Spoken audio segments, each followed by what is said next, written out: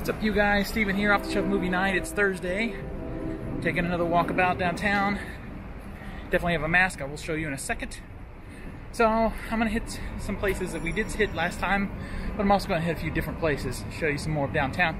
And in the meantime, we'll also do a bonus features breakdown and quick review of the Shout Factory Candyman release. So if you like physical media, this is one of the cool places to be. I hope you're on the YouTubes. Hit the like, hit the subscribe, and you know, if you feel it in your heart, share it, and hit the notification bell to stay in touch with me. Let's take this walk. I'm making my way into the city still, but getting to where there's public, so I thought I would show you this mask I've got now. I actually have two masks with me. This one, and then my backpack.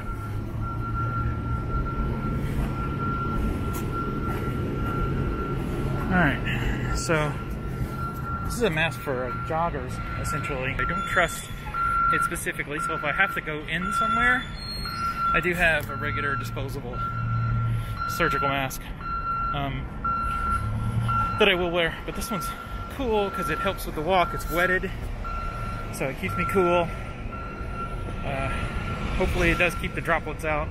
If you don't think it's going to work, let me know. I'd love to hear your opinion on that.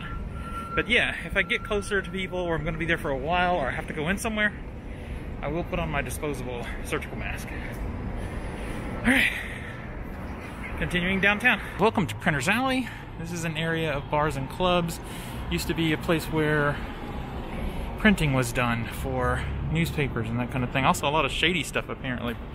Brothels, all sorts of things. Now there is still a strip bar in Printer's Alley right here. But really, it's just a bunch of bars and clubs. A little bit seedier, a little bit more basic, a little bit better. Let's cross.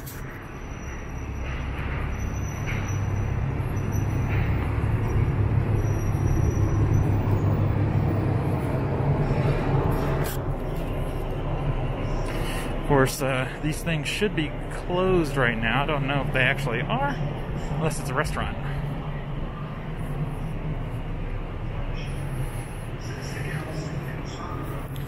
So, this place right here, Fleet Street Pub, delicious, delicious British influenced food. I think when it first opened, it was much more authentic British than it is now. They had to make some adjustments, you know, for the crowds, but still really interesting food. You can still get devils on horseback and mushy peas in there, so there you go. Blues Club, really fun blues club when it could be open. Dropping my headphones. Do you remember that movie Hostel? People go into Europe, stay in a hostel, get killed. I actually really like that film. I enjoyed the second one too, but less. But I gotta show you something here in the city.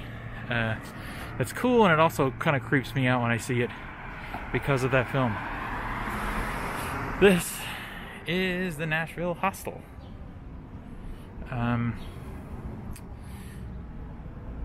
Hostel's not really for me, but it's real cool. It's here. But I love it because it just makes me think about that horror film. So it is kind of creepy. Plus it's also on the backsides of all these, you know, restaurants, which is kind of gross and disgusting. It smells bad and creepy. So yeah, Nashville Hostel. If you want to come and stay really cheap, I think it's like 30 bucks a night or something, right in the heart of downtown.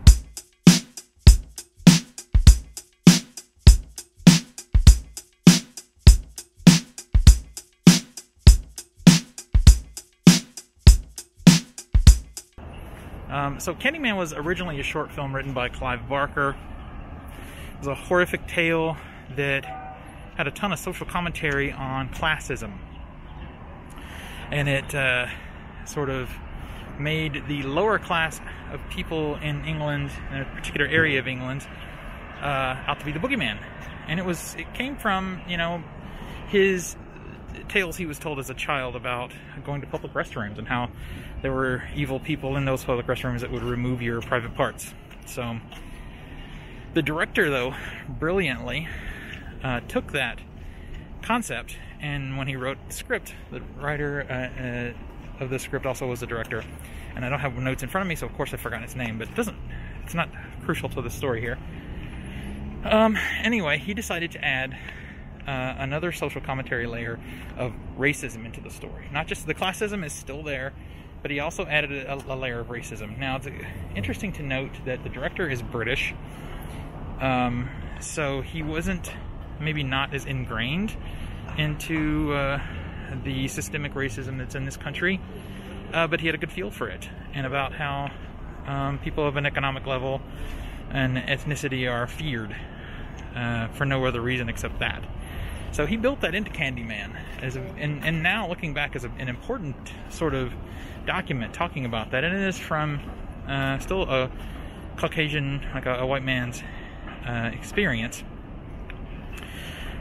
which is why Candyman really is ripe for a remake by someone like Jordan Peele. But anyway, movie stars Tony Todd as the villain, and the thing that Tony Todd brings to this film is an elegance, an intellectual approach to the character.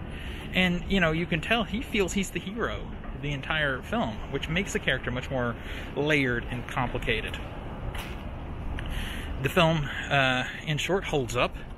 Philip Glass's score is very creepy and terrifying and effective, and there's sort of a vibe to this early 90s film. It still had the 80s kind of feel to it, the urban decay and all of that stuff that plagued 80s films. It has this very, very, very creepy 80s feel that you can only get from that era of film. You know, I think about Wes Craven's People Under the Stairs and things like that. And I think a lot of it goes into the score and sort of the color palette, which is very muted. It's a very nice transfer. There is grain. It's not a 4K transfer for sure, but the colors look appropriately muted. This was never a vibrant film by any means. Anyway, what's fantastic about the film, when we're talking about bonus features, is there's two cuts. There's two Blu-rays. The first Blu-ray has the original theatrical cut, and on that disc are the sort of classic. I'm just pacing back and forth in front of the river in the background here, guys. On that disc are all the classic special features that came with the film when it was originally released in home video. Interviews with the director and the cast. They're good. There's some interesting stuff there, but they're very soundbite-ish. You know, EPK type stuff. But there's an interview with the writer-director, interview with Virginia Madsen, who I always thought was so gorgeous. She had that sort of soccer mom thing before people were talking about soccer moms, I think. And there's a sort of calm approach to her version of this character that feels fresh, or felt fresh at the time the movie was released. So she speaks a little bit, and Tony Todd speaks also. So disc 2, though, contains a extended director's cut, which amounts to 1 squirt of blood that was argued by the MPAA. It would have made the film, I don't know, maybe an NC-17, so they had to take it out. Well, it's put back in here. It's literally 1 squirt of blood. It's like not even a thing. You blink, you miss it nowadays. Gotta switch hands here, guys. But on that disc, along with that cut of the film, you get some new extras, new interviews with Tony Todd, new interviews with Virginia Madsen. On the negative side, these interviews do offer repeats of stories. You can tell these guys have been to conventions a lot and told these stories over and over again, so there is some repeat from disc 1 to disc 2. But these interviews are also more in-depth. They allow the actors more time to talk about their characters, about the impact of the film, what it meant, that kind of thing. So they're much better interviews. And all this time later, Virginia Madsen has got to be in her 60s, and she's still really pretty. Sorry, just got to say it. Tony Todd's still also super elegant dude. They had great chemistry on camera, and you could tell they had it off camera too in their discussion. It's really cool. This one also offers us conversation with the special effects artist who had been working on Hellraiser 3, oddly enough. And there are 2 academics, African-American academics. One is a screenwriter. I couldn't find him on IMDb, but he says he's a screenwriter. And the other one is a teacher. And they talk about sort of the impact on how African-Americans are portrayed in the film, on that culture and on society and that kind of thing. And it's a really uneven discussion in a lot of ways, because they start off really praising the film for what it did, and by the 3/4 of the way through, they're kind of ripping it down and focusing on the mistakes that it made, and it kind of rolls back into a positive discussion by the end. That said, it's interesting. They bring up some really amazing topics to consider when you watch the movie on multiple viewings. And they compare it to other films out there. At one point they say it's okay for an African-American man in the early 90s at that point to be portrayed as the boogeyman, because there were so many movies at the time portraying African-Americans in heroic roles. So the way to win, based on their opinion, is complete balance, getting an opportunity to be portrayed in every potential space. And I agree with that. They reference Passenger 57, Wesley Snipes, also Wesley Snipes and White Man Can't Jump at that same time. It's a really interesting discussion. So I highly recommend watching it, and then sort of rewatching the film, because it gives you something new to think about, because the social commentary that is in the film is like super important. There's TV spots which are fantastically dated and very inaccurately sell the film as more of a jump scare kind of boo kind of slashery thing, and it's not that. It's way more intellectual than that. So that's about it. There's a handful of really great interviews that aren't short. They're lengthy. They get time to talk. Everybody does. And across the 2 discs, there's a lot of great information to be had. I would have liked some commentaries and that kind of thing. Didn't get that. But all in all, this bonus feature breakdown I'm very satisfied with it, because there's so much good stuff in those interviews. And I love seeing the retro TV spots. All right, let's walk, you guys. Let's check the step counter here real quick. All right, almost 7,000 steps. Will it focus? Will it focus? It will not focus, but we're at almost, we're just over 3 miles. Let's keep going. No rental bikes, you guys. Usually this is where you would rent bikes. So we're heading into the heart of downtown right now. On those rental bikes, I did crash one time. Had to call an ambulance, actually, because I was hurt pretty bad. I was a little embarrassed of the ambulance call, but the ambulance drivers were like, "Hey, you're the first sober guy we've picked up all day long on this area," because it was right by here. That made me laugh. You know, the insurance bill wasn't as bad as I anticipated, so all in all, not so bad. It could really hurt though. My leg got really messed up. This is my jam right here, because I don't like, as I said, I don't like country music. It's not for me. I do like people watching, being a documentary filmmaker, but this place, HQ, retro video games, is what they do. They do nerd trivia nights, and they have all these old 80s and 90s stand-up arcade systems. So this is one of the places I go when I'm gonna come downtown. So I'm pushing 4 miles, which doesn't seem like all that much, you guys, and I understand that, except I gotta do that much to get home. Whatever I walk this way, I gotta do backwards, and that's when we go uphill, if you remember from the last walkabout. Oh man, all right, I gotta stop here for a second. The locker room store there for, I guess, predators and stuff, sport ball stuff, pucks and all that business. Just had a blast of AC coming out of it though. So it's funny, as I walk past this arena here, which I'll show you in a second, I guess a lot of people think about sports. This gets me missing my movie theaters. Ready to go see Tenet in the IMAX. How about you? Take a look at this.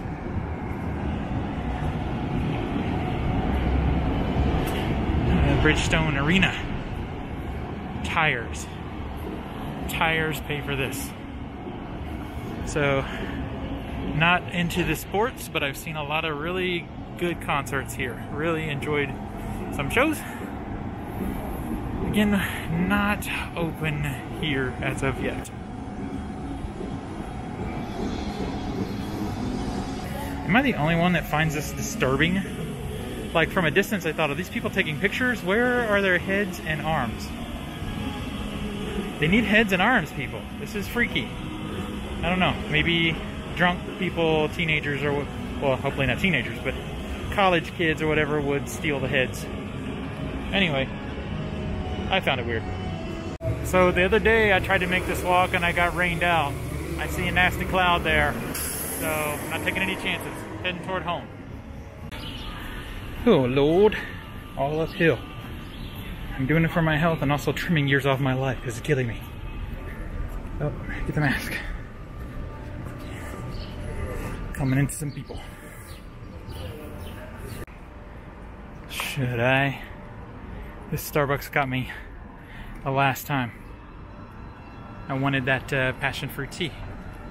They have basically a curbside pickup where they have you walk up to the door and they have a window there they order through.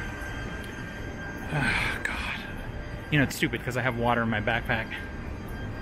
But that passion tea lemonade, So you gotta go up to the window there, order, then you step back and away, and then they yell for you to come get your drink.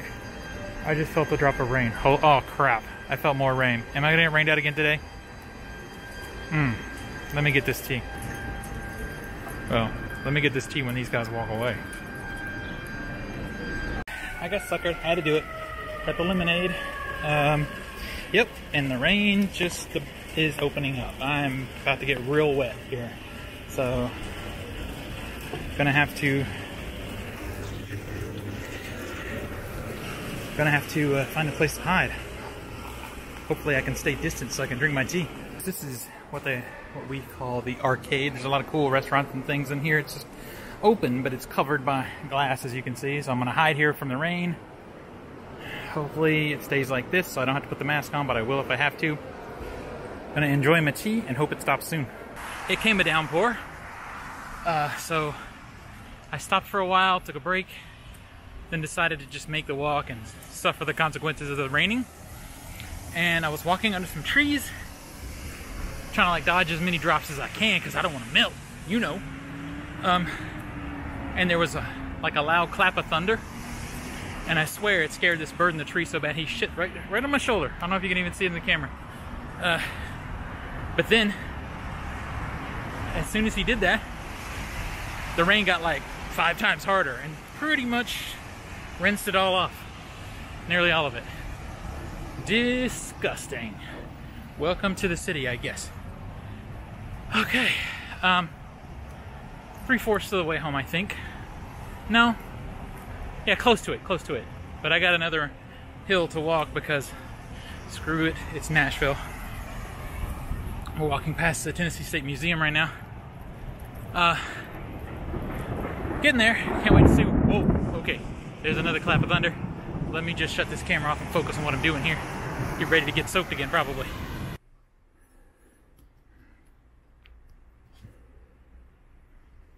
Made it home. Due to the rain, I took a few shortcuts, so I didn't do so bad. It says 13,632, which is right at 6 miles. So I've done more. But let me flip this baby around so I can show you if you can see it there. Let me go into. All right, I'm stepping into the laundry room. Hopefully it'll be light enough for you guys to see. There we go. I've done more, but I had to take some shortcuts due to the rain. And, you know, my little black cat is following me. Well, not little, but my cat is following me around here. There he is. There he goes. Down the steps. Anyway, what's the first thing you want to do after you get soaked by rain? Take a shower. Well, that's what's going to happen for me now. I'm going to go shower. But let me know, please, in the comments, if you liked this sort of walkabout review where I do bonus feature breakdowns and movie reviews and that kind of thing as I take my weekly walks. If you do, I'll do more. Just let me know in the comments. Let me know what you're watching on physical media. And until next we meet, pull something cool off the shelf, share it with your friends and family, and remind them why physical media is the best way to watch films and TV. I'll see you next time. Look, it's a bonus fat girl. What is up? What is up? Kaylee came to try and interrupt the shower. I'm still going.